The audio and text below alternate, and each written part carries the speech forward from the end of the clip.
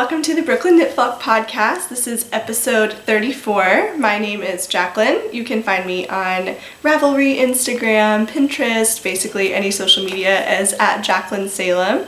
Show notes for this podcast are also in the Knitfolk Ravelry group, which you can find by searching Knitfolk in the groups tab. And this is a podcast or YouTube channel that's basically all about the things that I make and that I get up to. Most of the time that's knitting and sewing related, but other times can involve other crafts. Welcome and thank you so much for joining me today. If you're a new viewer, hello, and thank you so much for checking me out. And if you're a returning viewer, thank you so much for coming back. So, exciting episode today, or at least I think so. I have an FO. If you know what it is, if you know what I've been working on for a while, it's not going to be a surprise, because I've been very monogamous with this project. But before we get into that, I wanted to quickly comment on what I'm wearing today. This is the Agnes top by Tilly and the Buttons. It is a knits fabric top that has a ruche sleeve. That's an option though, it doesn't have to be a ruche sleeve. And I wear this all the time. And the reason I wanted to bring up this object that I'm making is that for the month of May, in case you haven't heard, it is Me Made May. And for those of you who don't know what Me Made May is, basically it's for the entire month of May, you show off all of the things that you make yourself, all of the clothes you make yourself. It's important to bring awareness to this, to show just I guess to show the world like what we're capable of, but also for sustainability purposes, you know, all the reasons that we make our own clothes and garments. So Me Made May, people frequently post a picture every day on Instagram, for example, to show the things that they wear, and it, just again to, you know, show off the things we make and to bring more awareness to making our own clothes.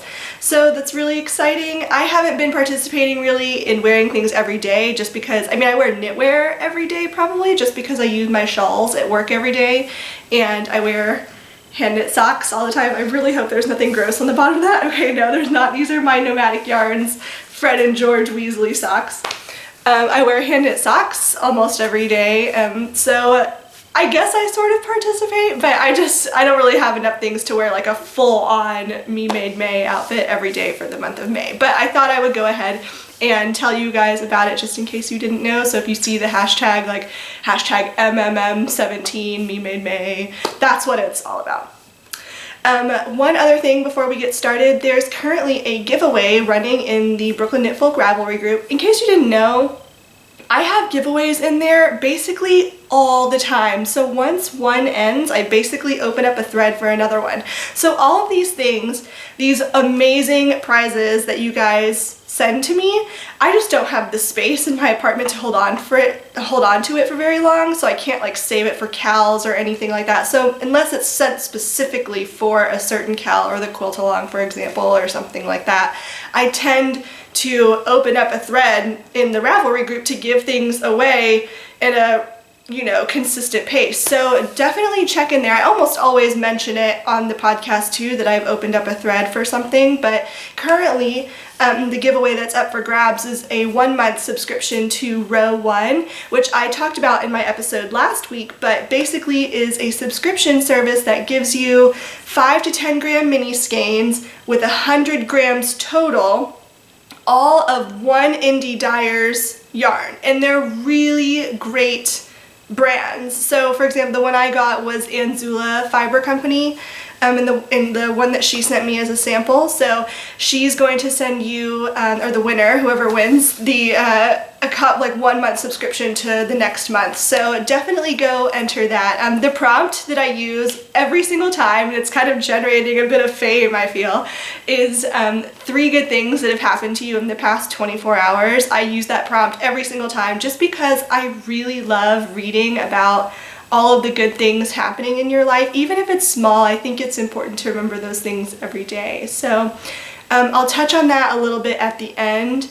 And with that, I guess we can get started. But the reason I brought that up is because I'm gonna leave that open for just a few more days, maybe even another week after this episode airs, just because it's a really, really cool giveaway. All the giveaways I give out are really great, but this one is particularly amazing, so I want to give people more time to enter, so don't forget to do that. I'll remind you at the end of the episode as well. And with that, now we can jump into finished objects.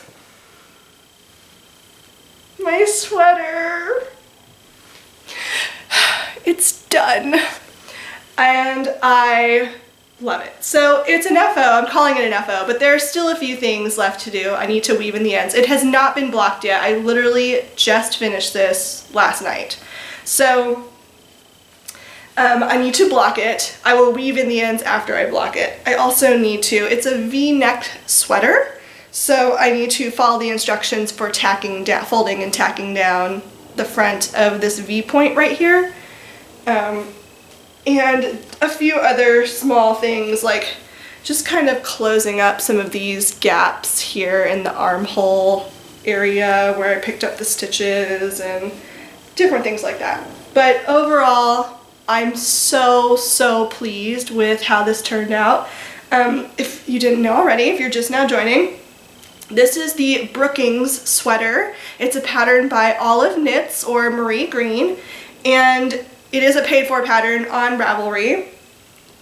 It has a large center cable flanked by 2 panels of seed stitch and 2 smaller cables. And then the arms have 2 cables down the center. It's a gorgeous, gorgeous pattern. So many things that I learned about it. I've never done a top-down sweater knit in the round before, so that was really great.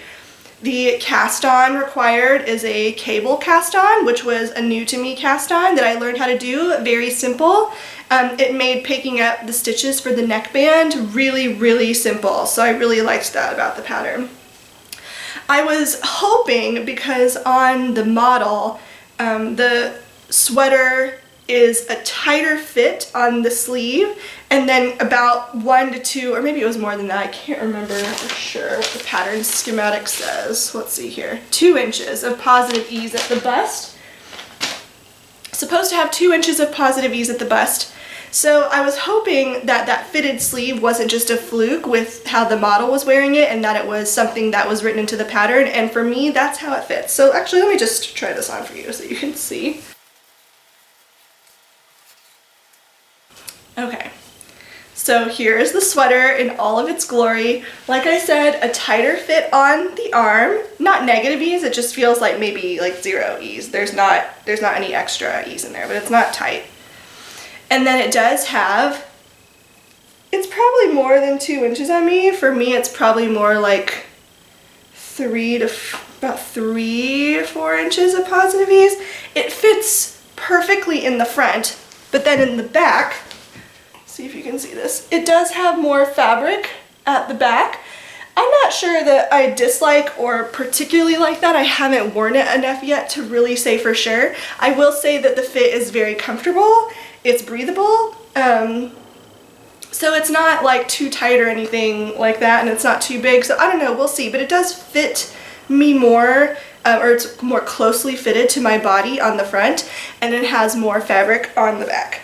I did make a cropped version of this sweater. And that was purposeful. I did have about 2.5 skeins left over. So this is a fun story. Oh my gosh, so you can see the difference really between these two right here for sure. So I went to the Washington County Farm and Fiber Tour last weekend. This yarn is a very special hand spun by nuns of the St. Mary's on the Hill farm. They normally typically raise cashmere goats, but every year, or not every year, I don't know how often they do, but they bought a fleece from the Ensignbrook farm, and Mother Superior spun up a fleece of Cormo yarn from the Ensignbrook farm, which is another farm in Washington County. And I bought everything that they had at the time, and I thought I was going to, I definitely thought I was going to have to modify this pattern originally to be 3/4 length sleeves and ultra cropped because I thought I was going to run out of yarn. Well, I brought this sweater with me so that I could show the sisters at St. Mary's on the Hill. They were thrilled to see it. Everyone at the Farm and Fiber Tour thought it was amazing because obviously it is.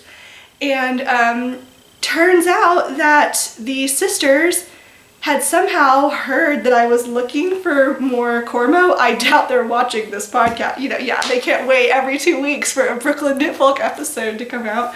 But I guess somebody must have told them that I was looking for it, and by the time that I arrived at their farm, they had a couple skeins waiting for me and held them for me to purchase. So I ended up walking away with 3 extra skeins of yarn, and it turns out that I only needed half of one more. But I'm so glad that they had those extra skeins because this one in particular was one that I already had. I can't remember if this one was or not. I'm not exactly sure, but these skeins in particular were very different colors than the colors that were in the other skeins that I used. So it turns out there's quite a bit of variation even within the same fleece, which I learned after I saw this in natural light. I knit the top down portion to about here maybe, late at night,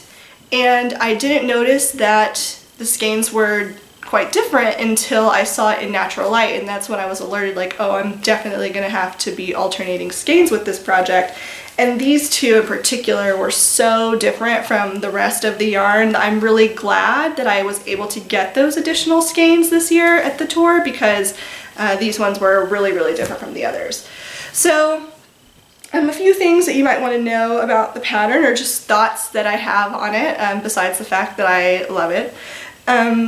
The cast off, or the bind off, it just says to bind off in pattern, so I just did a regular bind off.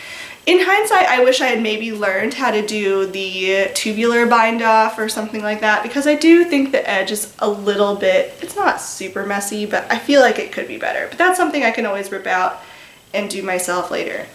Do be aware that it requires 3 different needle sizes, and I used 5 different needle types total, but that's mostly because I don't like magic looping, because without fail, every time I'll always end up accidentally pulling out 1 whole needle's worth of stitches when I'm looping around to the other side. So I purchased this. It's not a 9-inch circular. I believe it's a 12-inch circular, maybe it says on here. No, it doesn't, but it's a little bit bigger than a 9-inch circular, and I purchased this Haya separately to do the sleeves, and they started flying after that. I started with magic loop, but as it always goes, not so speedy for me. So switched to this, and then did DPNs for the sleeves. So I used 5 different needle types total, and you're gonna need at least a minimum of 3 different sizes to knit this pattern. The body calls for a size 8, but I did not get gauge with a size 8 needle, so I had to drop down a needle size to a size 7 because I'm a loose knitter. And I think, oh, alternating skeins. I've seen several questions floating around, not directed necessarily at me, although a couple times they have been, about how to alternate skeins. I admit before this project I really wasn't sure because I haven't really had to alternate skeins before. The other sweater that I've knit in the past, I bought all yarn in the same dye lot, so I didn't have to alternate skeins, luckily, with that. But for this one, after seeing the difference in coloration, I knew that I would have to. So my process for alternating skeins is I would always alternate wherever a seam might be. This is a seamless sweater, but if there were a seam, it would be right here. And in the case of the sleeves, it would be in the underarm right here. So whenever I would alternate skeins, I would alternate on a seam or where a seam line would be. With most, when I looked it up at least, it said that you could alternate every 2 to 3 rows, but with this pattern, you might even be able to tell, because I think I could the last time I showed it. But there was a line where I started alternating skeins. You could see it when I did 2. So I had to alternate every other row instead of every 2 rows because it would start striping it, and it's less noticeable. I can still see it in some places where the difference in color is quite strong or stronger, but I alternated every single row. So I would knit up to where the next strand was waiting. I would knit into that stitch and then pick up the stitch, pull it taut, and then start knitting with it back around up to the next strand, knit that stitch that was holding that strand, pull it taut, and then switch and start knitting in the round again. So that's how I alternated my skeins. At least that's what worked for me. And the seam line is invisible. I can't see it at all. I can feel that it's, I think it's on, yeah, it's definitely on this side. I can feel that it's on this side because you carry the yarn up 1 stitch every time. But again, because it's on the side of the garment where a seam would be, I can't really see it, but I can feel that it's there. So it kind of honestly gives the garment a little bit of structure right there. So kind of an added bonus, I guess. Anything else I want to say about this? I'm not really sure. It's kind of odd, actually. My left sleeve turned out a little bit longer. Can't really, yeah, you can sort of tell. My left sleeve turned out a little bit longer than my right sleeve did, and I'm not really sure how that happened because I counted the cables and I basically knit them concurrently because I knit up to here and then up to there on the 3/4 length when I thought I was going to do 3/4 length sleeve, so I basically knit them concurrently. So my gauge didn't change, and so I'm not sure how that happened. But the funny thing is, with my Deschutes sweater, which is a pattern by Noragon that I knit last year, that one also had a sleeve that's longer than the other, even though I could count, the pattern is written in such a way that you could count the repeats. So I don't know, but somehow maybe my left arm is longer than my right arm. But yeah, so I'm very, very pleased with how this turns out. I will definitely report back once I block it. I'm kind of nervous to block it because I don't have any clue how this yarn is going to bloom. I did not block my swatches because that was pre-fiber tour and I had no idea if I was going to be able to get any more of this yarn, so I needed to be able to use the yarn in my swatch when I thought I was going to have to use every single bit of yarn that I had. So I didn't block the 2 swatches that I did for this project for that reason, so I have no clue how the yarn is going to behave once it dries. So hopefully it won't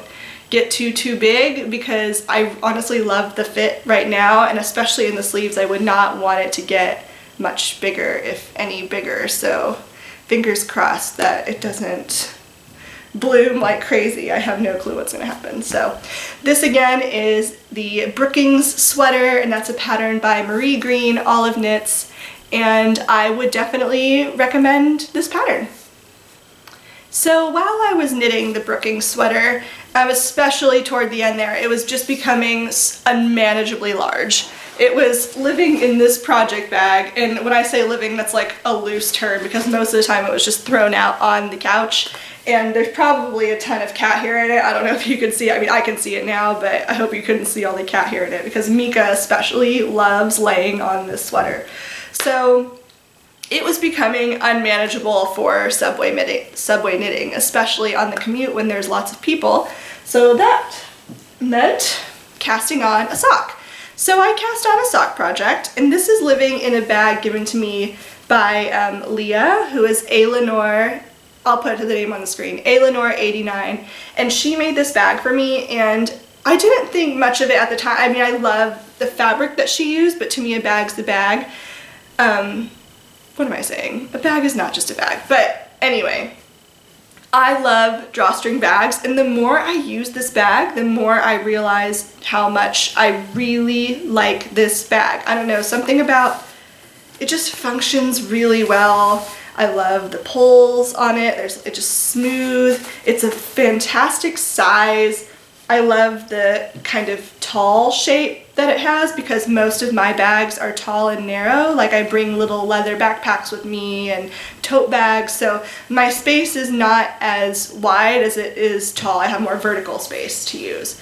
So this bag really, really works for me. So just an aside, I don't normally think about my bags when I'm using them, but I did think about this one a lot because I just loved its functionality. So I don't know if she sells bags or not, but if she does, I would definitely recommend giving hers a look because not only are they beautiful and well made, like look at this little stitching that she has on it, but I love the fabrics. I just love everything about the aesthetics of this bag, but the function of this bag is where it's at. So I cast on, you may recall, Julie of the Sweet Sparrow Knits podcast and I purchased this yarn right here. It's called Stray Cat Socks, or Stray Cat Sock yarn. And Stray Cat Socks is based out of New Zealand, and this is a colorway that I've been eyeing for a very long time prior to buying this. It's called Creme de la Creme. But shipping from New Zealand is not the cheapest. Julie and I share a very similar taste in color palettes, in case you didn't already know that. And we both loved this colorway, so we decided that we would both order a skein and split the shipping. So a genius idea if you're looking for a way to buy yarn that is overseas from where you live. Maybe get a friend, go in on the shipping together. That way the shipping doesn't like really like hurt your heart when you buy. So anyway, I cast on this yarn right here. Again, it's called Creme de la Creme is the colorway name. And the yarn is Stray Cat Yarns. And this is where I am. My commute is about 45 minutes to an hour, depending on how fast the train wants to run that day. So I do get a substantial amount of time in for knitting. I don't always knit on the train. I do most days. Once the sweater started getting too big and I really wasn't knitting on anything on the subway for like a week, that was weird for me. I was like, okay, I've got to cast on something. And really, socks, I love knitting socks, but I've just not been feeling the sock mojo as much lately as I have for bigger things. I already want to cast on another garment project or a shawl right now. But socks are just so portable, and I love knitting socks because I love wearing them. I wear them every day, like I said. So this sock was cast on, and it's a self-striping yarn. Isn't it beautiful? I just love these colors. It's my typical sock recipe, which is a 2x2 rib, knit for about 20 rounds. This one's probably a little bit longer than 20 rounds because I wanted to finish up the stripe first before I started into just the stockinette. And then plain stockinette, a fish lips kiss heel, and now I'm knitting on the foot. I love how it's turning out. I love this yarn.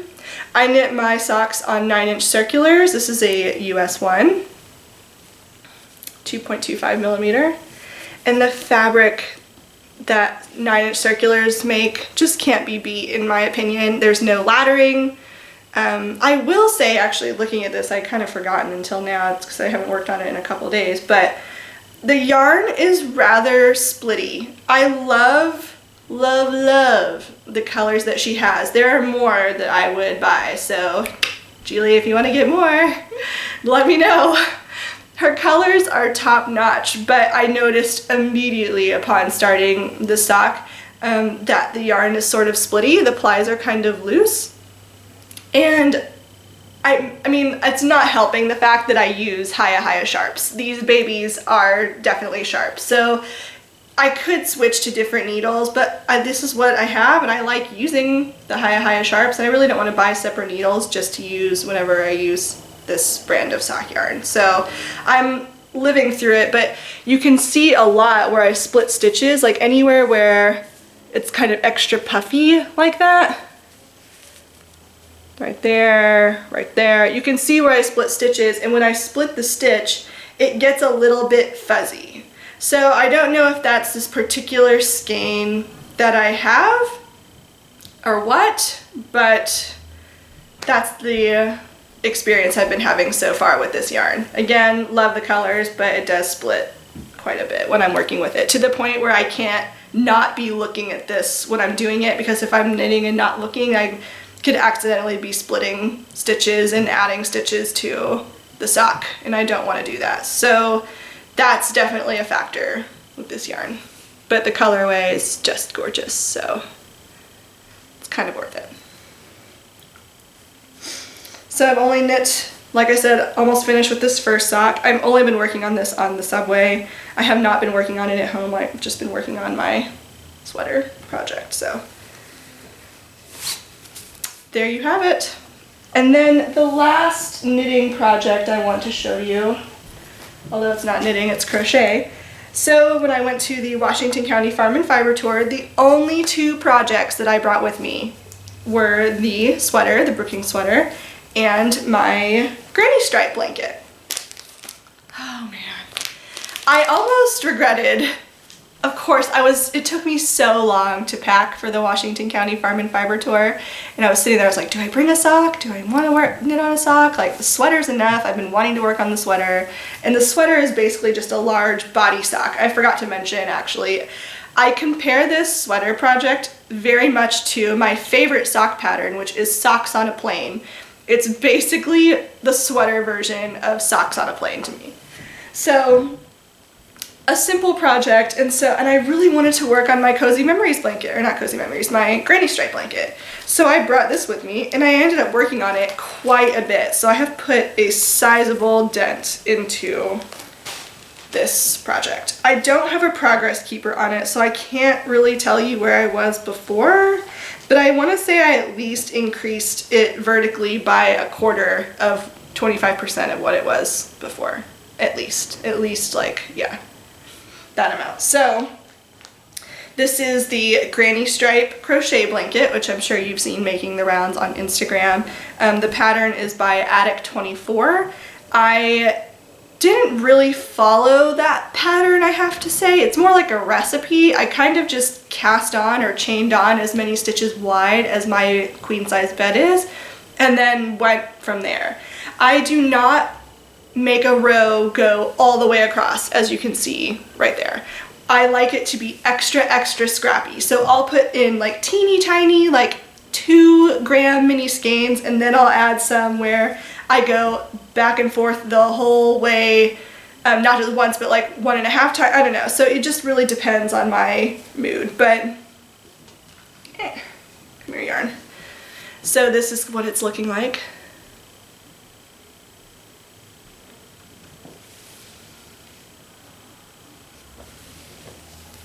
Also with mine, I do not do magic cakes of yarn. I magic knot all of the different minis in together, but I pick them out mini by mini what goes into the blanket next, because I like having more control over the colors and where I'm putting what colors where. And I can't really have that kind of control with the magic cakes. Sometimes I won't even finish up a whole mini skein before I decide like, oh, that's enough of that color, I really want to switch to a different one.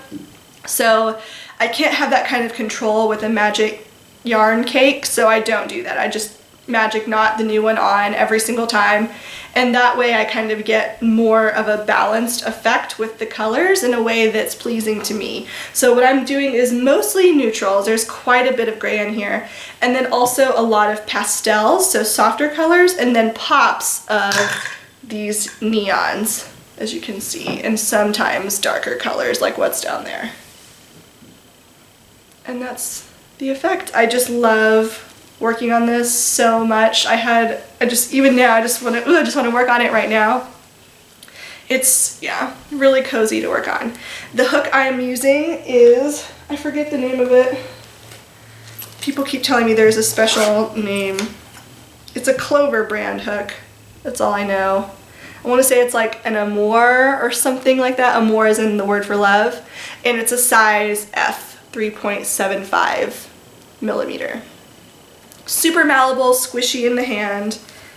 And thank you so, so much to people who send me mini skeins.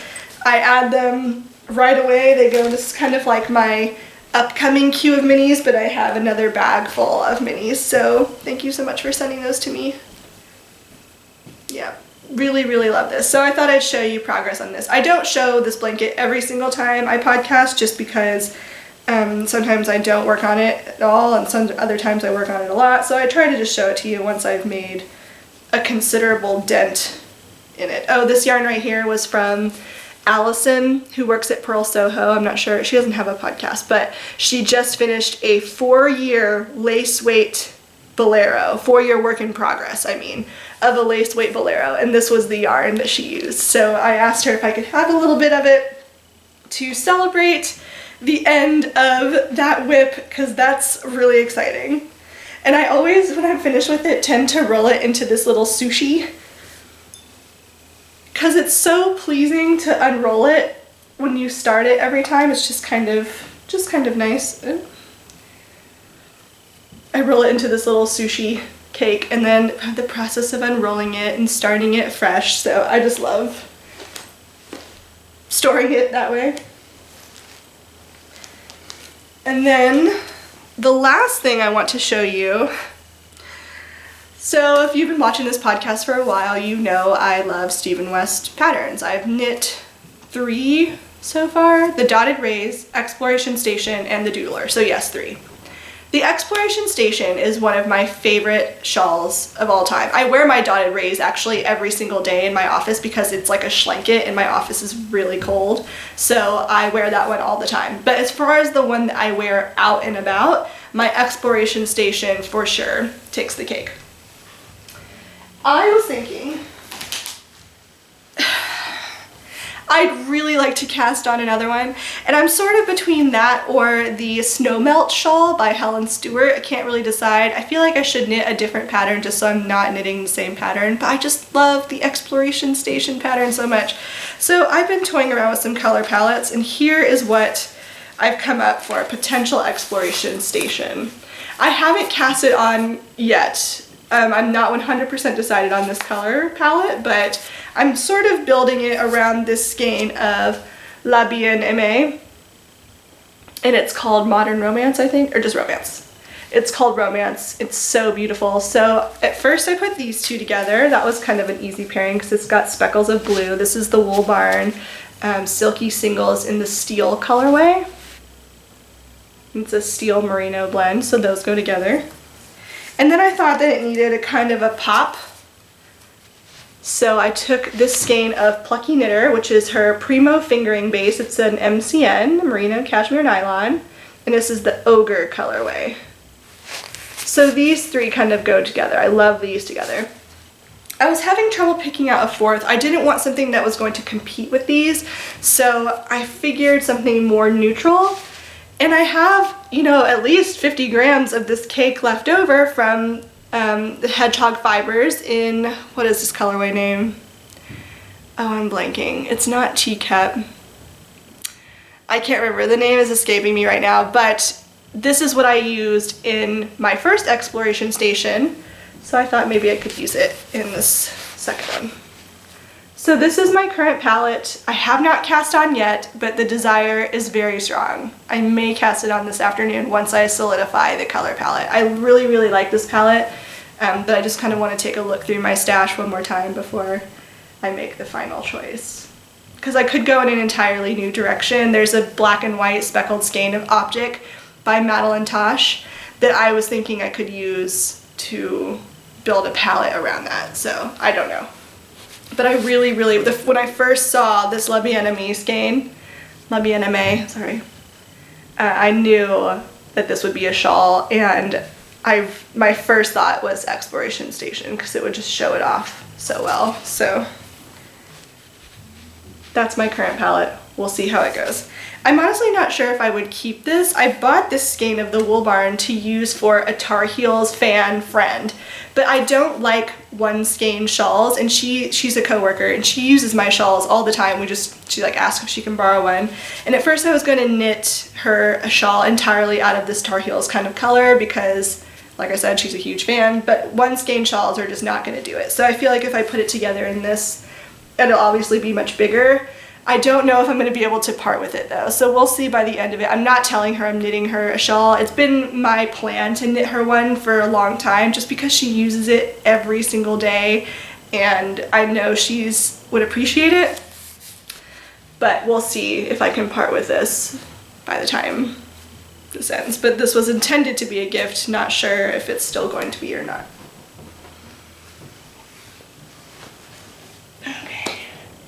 And with that, I think that's all the knitting and yarn related content. So now we're going to move into Spoolish Games, which is the sewing segment of the podcast. So, you may recall, I was either wearing this dress or its twin because I bought two of them. I did not make this, by the way. I just want to throw that out there. I was wearing this on the podcast and I said that this would be my uniform if I could have one. It's literally two pieces of fabric, one for the front, one for the back, and then a tie. It's such a flattering dress for my body type. They're so comfortable. I love them so much. I asked people if you knew of any patterns, let me know because I really just want to make a ton of these. And all of you lovely viewers so helpfully suggested that I should just trace this pattern or trace this dress. So that's what I've done. It's not finished. I would call it a sewing hoe for now, a half object. But it's well on its way. And I'm very excited with how it's turning out. I just tried it on. Literally, I started this morning before I started podcasting. That is how quick it is. Like, this took 30 minutes for both cutting and sewing. 30 minutes for just this so far. And really all I have left are the finishing touches. So I laid this out on top of my red fabric. This is a crepe. And then traced around the edges of this, adding in enough for a seam allowance. And then kind of inspected the garment to see how it was constructed in certain areas. So for example, at the shoulder seams here, I saw that it was serged, and then it was clearly serged before the neckline was done because this neckline is folded over on top of it. So before I did the neckline, I serged my shoulder seams. I don't have red thread for my serger. All I have right now is black and white, so I just used the black. So I serged the shoulder seams. The interior seams of this garment, I believe, were also serged. Yes, they are, but I didn't want to serge them because that fabric was black, or the fabric, but because my thread is black, I was nervous that you would see like a black line along the side. And plus I just wanted to try something fancier, so I decided to do French seams on the interior. So those are nicely encased. My seams are nicely encased in a French seam. And it looks great from the outside. That's the thing I really love about sewing. Skills are so buildable. Like once you guys said I could just trace this, it was sort of fun to let go of what a pattern is telling me to do and just kind of improvise. This fabric was very inexpensive. I bought it on fabric.com for cheap, like $4 a yard or something like that. And if I'm not mistaken, I don't remember exactly how much I bought, but I think I only bought a 1 yard even, but the fabric is so wide that I could easily get this dress out of it because it's a short dress. So that's nice to know that I can get, actually let me go get the order and see exactly how much it is, because I want to tell you guys just to make sure. Okay, I'm back. Yes, 1.5 yards. So I have plenty to make this dress. I don't think I could get it out of a yard because I still need fabric to make the tie. I don't know, maybe if I was really, really, really thrifty on that fabric, and if I made it like a hair shorter or something. These sleeve caps, or not caps, but the folded up part of the sleeve here is not, it's a separate piece. There's a seam. Sorry, I'm not doing a good job of showing you this. There's a seam on it right here. So I will cut out separate pieces for the sleeve and then add that on. But honestly, I don't even think it needs it. I just tried it on a little bit ago, and I think next time I would just cut the sleeve part a little bit longer and then just hem it instead if I needed to make it even faster, or if I just didn't want the look of the sleeve being kind of folded over like that.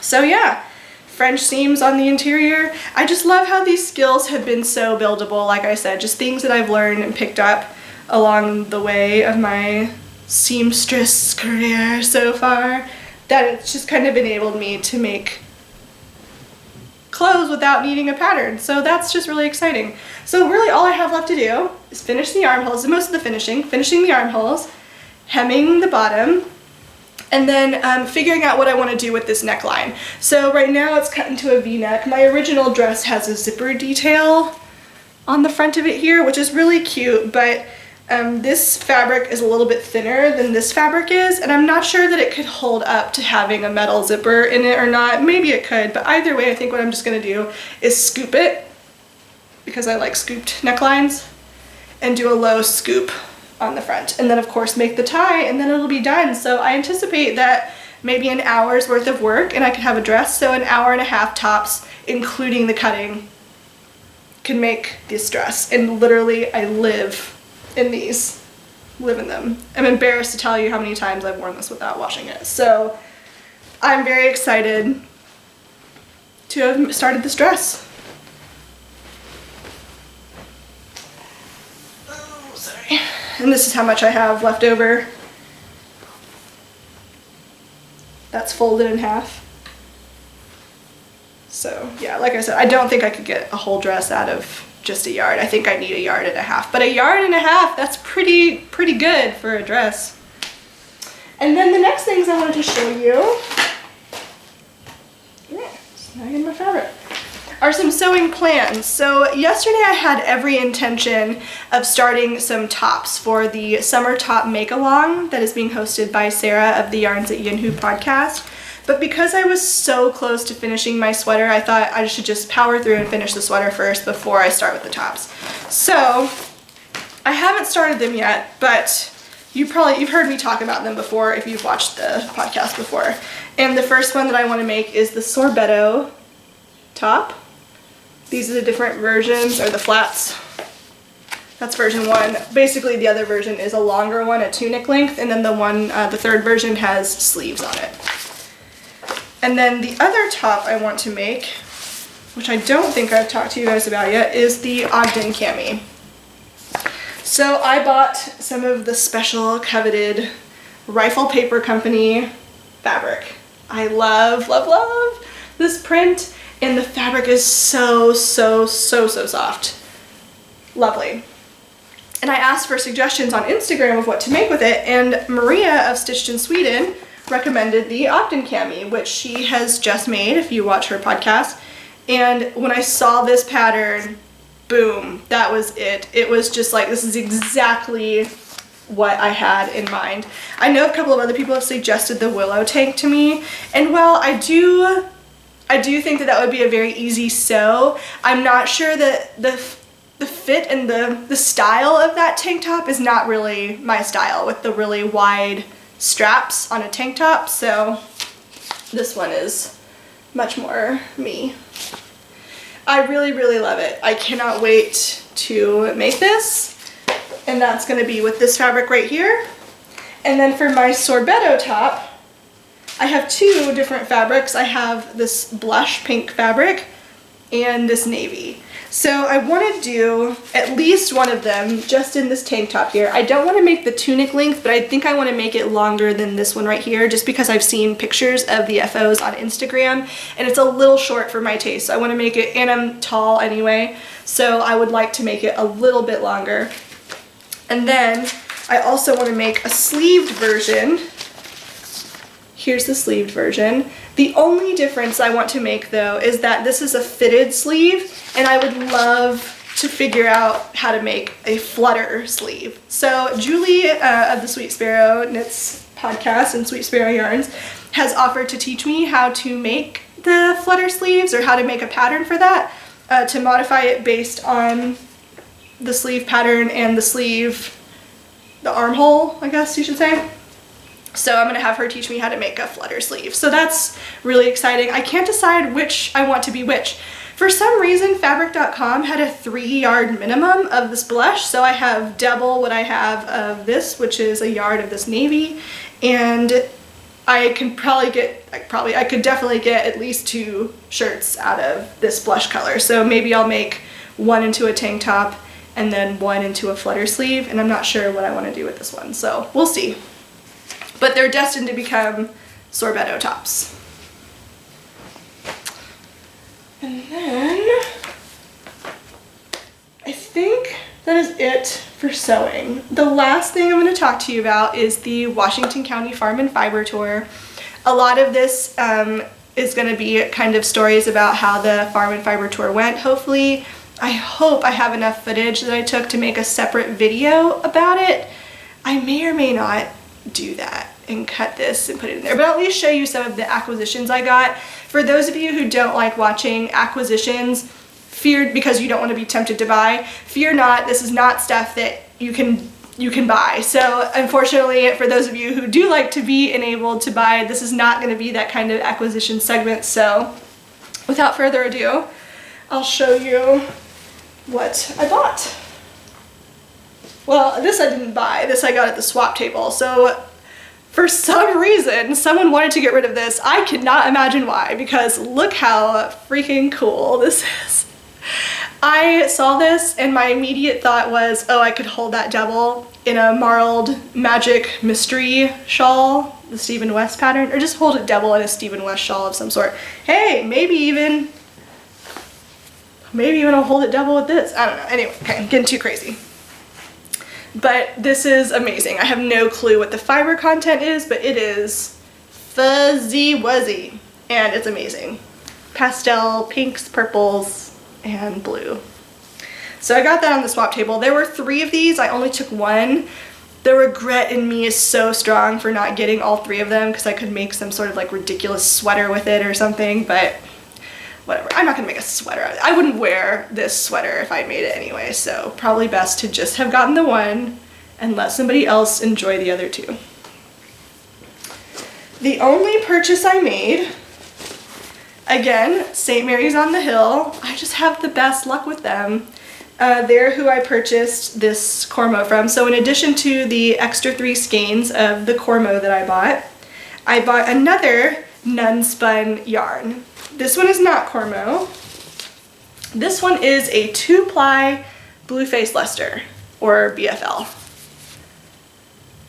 It's gorgeous. It's like an oatmeal gray color. It's definitely more gray overall, but there's definitely some kind of fawnish brown in the plies. It's stunning. It's definitely got a halo to it for sure. And I guess I'll take it all out to show you.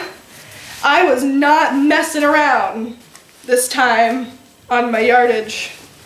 I bought it all. I mean, I bought all the Cormo last time, but oh, this smells so good. I don't know what's in here, but It smells like soap. It smells delicious. Okay, I can't get all this out of here, but I have around 1,350-ish yards of yarn.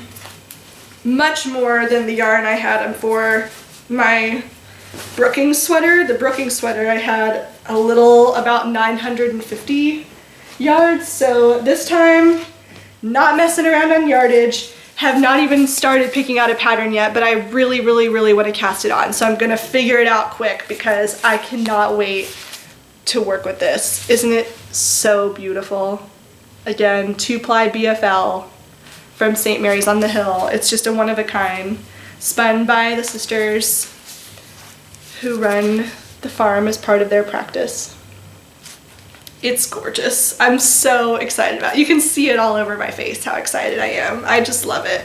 So I cannot wait to cast it on. I need to look for a pattern for this ASAP. And that was really the only purchase that I bought at the Washington County Farm and Fiber Tour that was, that was yarn, at least, I guess I should say. It's super, super special. I went into this whole tour experience knowing that what I was looking for was another sweater quantity. I think it would be a really cool tradition to go to the fiber tour every year and buy a sweater quantity. It's special yarn that I'm not going to be able to get anywhere else. I can make one-of-a-kind pieces with it because of that. And I just love it. So I went into this knowing I wanted to buy a sweater quantity, and I found it on my last day. I saw this yarn on the first day there and thought that it could be a contender, but it was the first place that we went. So I hesitated on buying it then because I was like, well, I don't want to blow all my money in one place on the first place we go to, so I'll wait until later. And it turns out on that last day it was still there, and I was like, hey, you know, I don't believe in fate, but I think this was meant to be. So I bought it all. And I'm very excited about it. My other purchases, this one is not yarn related. So Tanya, who has the Knitting Spring podcast, but she has not podcasted in a very long time, and Julie and I, we all drove up together the day before the tour started on a Thursday. And just kind of meandered along, stopped at antique stores, things of interest. I love antiquing because my parents did it growing up, when I was growing up, so I love it. And I'm on a hunt for pink wine glasses, Depression era, 30s, you know, wine glasses.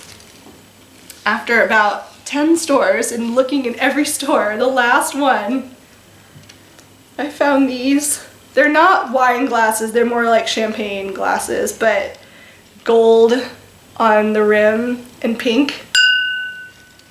I love these. So that was a purchase. This is not a purchase so much as it's something that we made, but we learned how to indigo dye. And this is the bag that I dyed. Kind of tie-dye-y. Dyed this out of indigo. Really, really cool. I'm not sure what I'm going to use it for or put into it yet, but I guess that counts as an acquisition. This special bag made by Fernanda.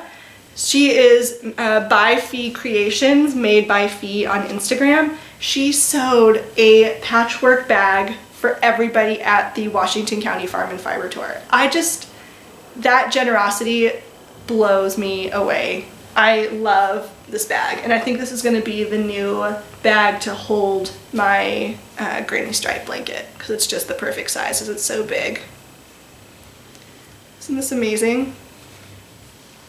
And then my last acquisition, but certainly not least, we went to Dancing You Farm, EWE, Dancing You Farm, at the very end of Sunday. Go there for lunch because they have a really fancy several course lunch menu made with the cheeses that they make on their farm with their sheep's milk, and wines from their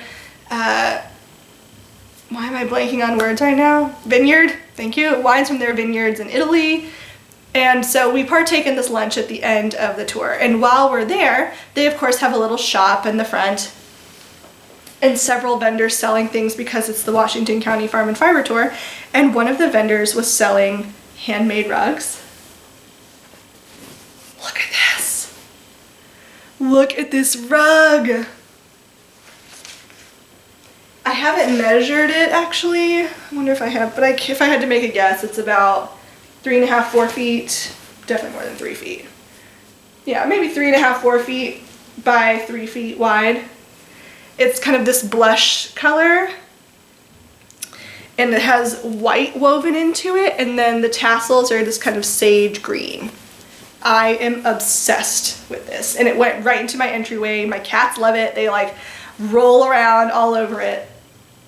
It's absolutely gorgeous. And the price, I couldn't believe it. $65 for a rug. That's incredible. For a handmade rug, I was floored. I saw it and I was like, that's mine. Taking it immediately. There was another one there that was kind of like a bunch of grays, but this just seemed more me, more character. I love blush. Anything blush, basically bet it's gonna come home with me. So those are all my acquisitions. Again, all special, one-of-a-kind things really that unfortunately, or maybe for some of you fortunately, you can't get in other places. But if you are in the area or interested, Sarah hosts this getaway, puts together this wonderful getaway for us every year.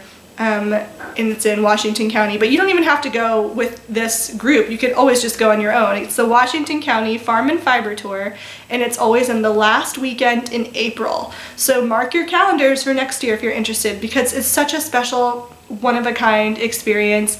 And I hope, like I said, to put together a video that's just about the Washington County Farm and Fiber Tour, kind of make like a Brooklyn Knitfolk in the wild to kind of go over everything that we did in detail if you're interested in hearing about that, and showing you videos of all the cute animals. I'm sure I'll have put some clips in the beginning of this episode too, but it was just such a wonderful experience, and thank you so much to Sarah for putting it together and for all of the wonderful ladies who attended this year. It was just better than I could have imagined, better this year than last year, and I never even thought that that could be possible. So with that, I think we're at the end of our podcast. Do not forget to enter the subscription giveaway to row 1. You get a 1-month subscription. And oh, that reminds me. So the prompt every week, but every giveaway that I do is 3 good things that happened to you in the past 24 hours. And with Mother's Day right around the corner, the US Mother's Day at least, which is, I think it's next weekend, I cannot tell you how many times one of the really cool things about reading all your good things is seeing kind of like a trend in what makes people happy. It's just really interesting from an anthropological perspective, and I cannot tell you how many times the things that make us happy are when our sons or daughters call us. I don't have children, so I haven't experienced that, but this is just kind of a PSA for anybody who is lucky enough, as I am, to have my mom around and be as close to her as I am. If you have an option to stay in touch with your parents and you have a good relationship with them, call your parents. Talk to them. It clearly makes our day when our children call us. So it's especially for people my age who maybe don't call their parents as much as they should. I mean, I talk to my mom every single day because we're on a group text with my sister and we talk every single day. But call your parents. They appreciate it. So with that, I will sign off and talk to you guys in a couple of weeks. Bye. Bye.